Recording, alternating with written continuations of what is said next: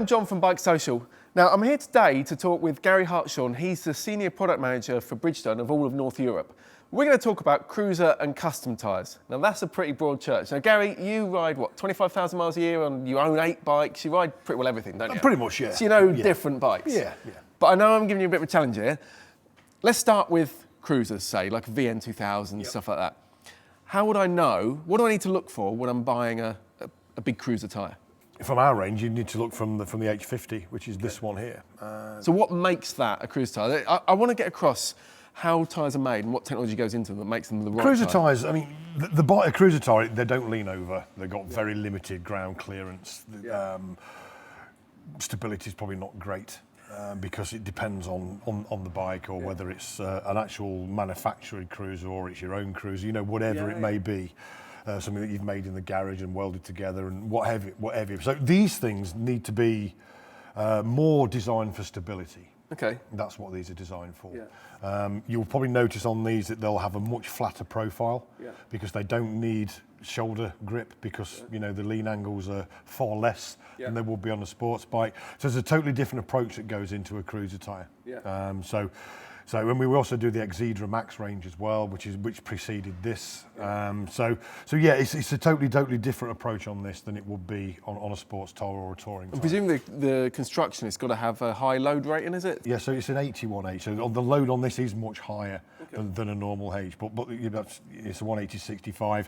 But because the cruiser tyres or bikes, I should say, probably are quite heavy. They're not designed for agility. They're not designed for speed or lapping fast around a track. You know, you sit on it, you put your feet forward, and you tick over every lamppost, and that's what they do. So so it will be a slightly much stiffer construction than it would be on a touring tyre, for example. So if we're going into a different side of the market, we're still looking at production bikes. What about scrambler style stuff? So like Scrambler, that kind of stuff. Yeah, Scrambler, and then Scramblers tend to have this type of tyre. It's like a knobbly style tyre. tyre. Knobbly tyre, still a road tyre, still good road manners, still good road performance, but it just looks like a Scrambler tyre from old. You know, not like sort of a modern type of Scrambler motocross tyre. But yeah, that's what he says. This is called the AX41S. So what makes that, how's that made to make it, because I want to know what I'm looking for.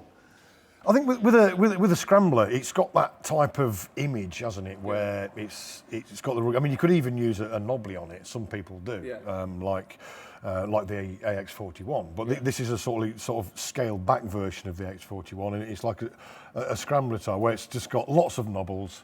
But they're not very deep. It's not like a motocross tyre. It just looks rugged, doesn't it? It looks like it's in characteristics with a Scrambler type of motorcycle. So the idea of this is you're not as much compromising drive performance. But a Scrambler bike probably has got a lot better performance than the cruiser tyre.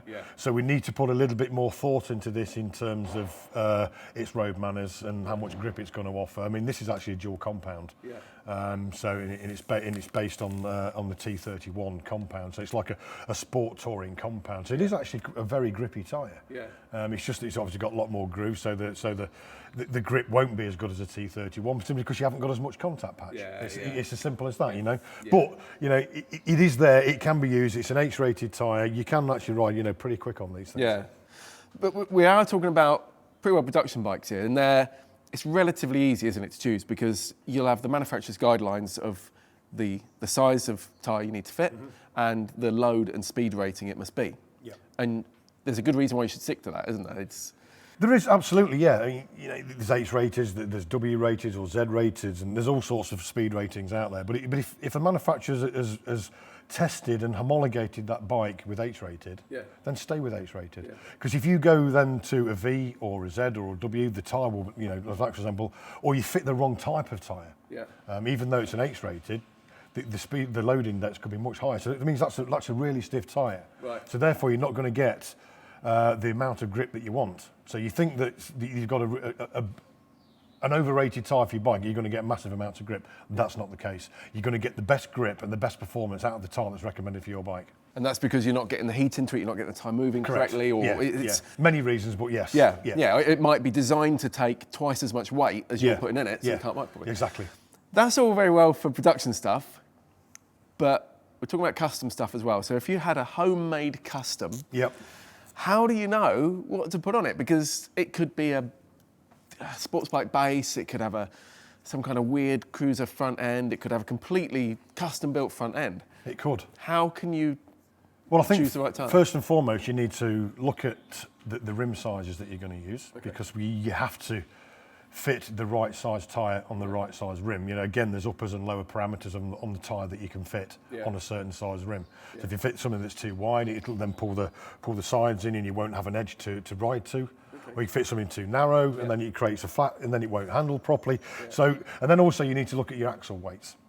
And the speed of the bike. So this isn't the overall weight of the bike? No, it's the axle weights. Yeah. So it's the axle weight. So like a 180/55/17, for example, that has an axle weight of 365 kilograms. Right. So you need to make sure that when you've got that bike in your pillion and your luggage and whatever you're going to carry, it won't exceed 365 kilograms. And that's a legal requirement, isn't it? It is a legal requirement, yeah. So you need to look at the rim size, the axle weights, and then of course the speed of the bike. You know, are you going to fit a tyre that the bike will outperform in terms of its top speed? So you need to look at that. But you know, if you call any tyre manufacturer, if you give them those Bridgestone values, wouldn't mind if not I at built a all. bike. Absolutely not at all. If you give us those values, we will recommend a certain tyre for you, but we'll only recommend a tyre based on those values. If it hasn't been tested on the bike, we can't possibly say, will it work? You know, we don't know until we actually test it. But in terms from a legality point of view, if you give us those values, we can recommend a tyre, and then you can try it from there. And I guess it could be. I mean, we've got quite a range here. The S22 is a proper sports bike tyre, isn't it? That's brand new. It's just been launched in Spain last week, and so depends on what you like you said. You know, you could have an R1M based. You know, an engine or something, so something that's stupidly fast with lots and lots of power. Is it going to lean over? Have you got ground clearance? You know, what have you made? You know, so depending on what you've made, you can fit anything from any you know, range all the way through. Cross plies, radials, cruisers, scramblers, cafe races. What have you made? So I think it would be defined by what you've made and how fast you want it to go. The loads, as we've discussed, and so on and so forth. So you can get the recommendation of the tyre to put on it, but like on the bikes I've had, they've always got the manufacturer says run them at these pressures. Obviously, something I've built custom, who's going to tell me what pressure to run it at? Well, we can do that. I mean, based on what we've discussed already about the load, the speed, and the size of the tyre, that will determine the pressure that you use. Because there's governing bodies around the world. The European one is the ETRTO, European Tyre and Rim Technical Organisation.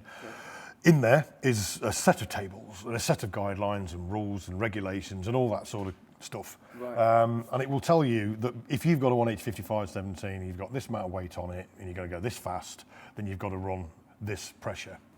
So it's standard? Yeah, it's standard. So there's no coincidence that the S1000RR and the R1M have the same tyre pressures? No, it's standard across the board, and that relates to every single tyre manufacturer, and also every motorcycle manufacturer, and every car manufacturer, truck manufacturer, forklift manufacturer. If it's got a tyre and it's got a chamber in there to put pressure in it, then there's a set of rules versus the load, the speed, the weight, etc., which we have to stick within.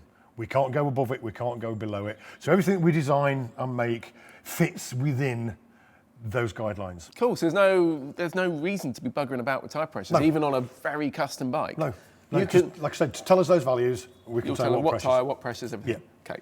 So there's a good chance a particular custom bike could be unridden for a fair while. It could. It could well be a second bike. Is there any particular way you need to worry about storing the tyres? Yes, there is, and it's a very good question. If the wheels are off the bike, a really good place to put them is in your loft, because it's above zero usually. It's dry and it's dark. And also just lay flat on the side? Yeah, just lay flat, just anywhere in the loft. Or if you're not taking them off the bike, try and make sure that the bike's on paddock stands so that the weight is off the tyres. Rubber is porous; they will leak over a period of time. So if you say 2 or 3 months, you've put the bike away in October, you come to it in February, the tyres will have gone down.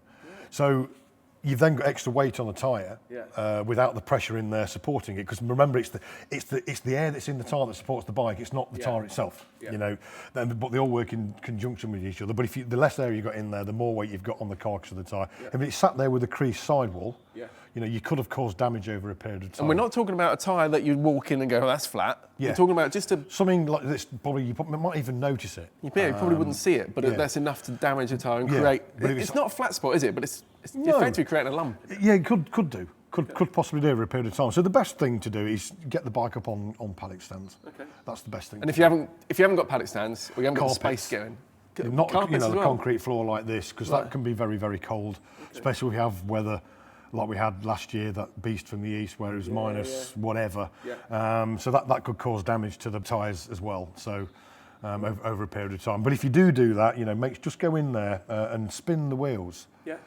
So that the bike's resting a different part of the tyre. Yeah. But it's just something you've got to do. Something you got to train yourself and just get into habits. Yeah. You know, every time you go into the garage and look at your bike, because that's what we all do. We all love our bikes. You know, do something whilst you're there. Check the pressures, raise them if you need to. Yeah. And so on. Yeah. And just give it a turn. Just give it a turn and just keep doing that. Yeah. I mean, I would have thought choosing for a custom was going to be a nightmare, but actually, tyre companies are happy to help. Yeah, of course we are. And it is an important purchase because it's what stops your bike going down the road. Well, it is. I always say it's a grudge purchase because nobody wants to spend money on tyres. You know, it's not a fashion item. It's just something you've got to have. But it's a hugely important part of your motorcycle. And if these don't work properly, you know, chances are you're going to end up. Well, actually, and stylistically, particularly in this market, it probably is something that is quite part of the look of the bike. Yeah, they'll want it aesthetically. It's got to look right. But even if you built it yourself, you can get that guidance and know you're putting the stuff on that's going to keep you safe. Yeah, we can help you, and we're more than happy to help. If you need help, just give us a shout. And we'll help you. Brilliant. Thanks for your time. You're very welcome. Cheers, Thank you. Ta.